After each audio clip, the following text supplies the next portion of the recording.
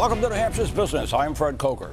Protection of New Hampshire forests that cover 84% of New Hampshire is big business for a lot of public and private groups, including the Society for the Protection of New Hampshire Forests, which has been in business since 1901. I'll talk with its president in a moment, who has made a candid statement about forests and climate change. But first, here are some forest facts. Second most forested state in the country, 84% of New Hampshire is forest, 4.7 million acres.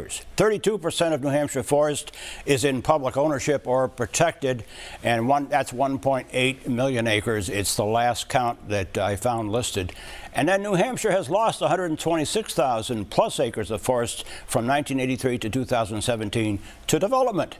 Well, here's a gorgeous picture of the Morse Preserve in the Belknap Mountains in Alton, where 457 acres have recently been added to a block of 1,250 acres of conserved land at the southern end of the Belknap Range, made possible by two landowners and the Society for the Protection of New Hampshire Forests. My guest is Jack Savage, president of the Society for the Protection of New Hampshire Forests, who said recently that he believes climate change will be the greatest concern in the years to come. Jack's here in the studio with me. Welcome, Jack. Nice to have you here. It's my pleasure, Fred. Thanks very much. Before we get to your climate concern, the Forest Society has been the primary catalyst for protection of the forests in this state for thousands of acres for a long time. Even urged the state to buy Crawford Notch and Franconia Notch way back in history. This is big business. So yeah, of course, we're a nonprofit organization. We don't always think of or talk about it in that way, but absolutely.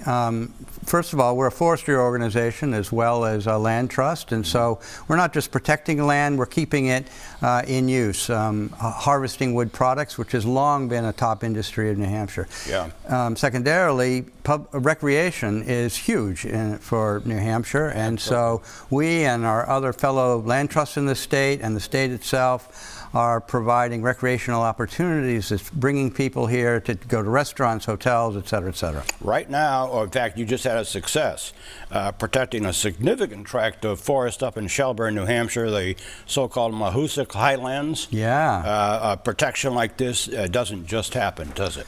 No, we're very intentional about it, and we do a certain amount of planning. When you're trying to balance land protection and development, you want to protect the lands that are most important from an environmental standpoint and from a natural resource standpoint. And that's what the Mahoosics is all about. 3,700 acres. The Appalachian Trail transverses it. Right. It's good working forest, and we'll keep it as working forest.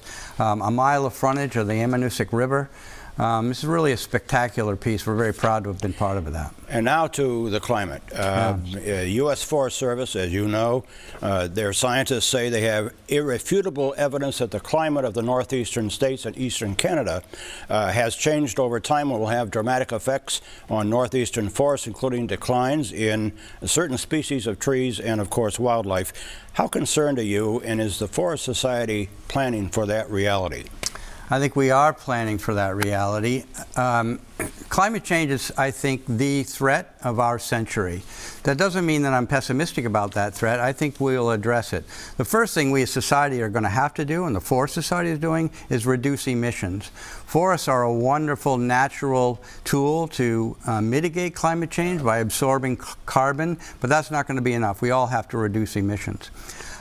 It's going to mean change, and those changes are happening now. Any forester will tell you that, and any logger will tell you that.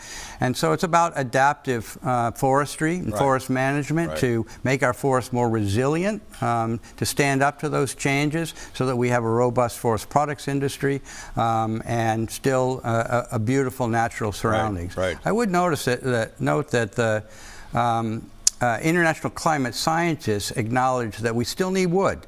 And so this is not about necessarily locking up our forests.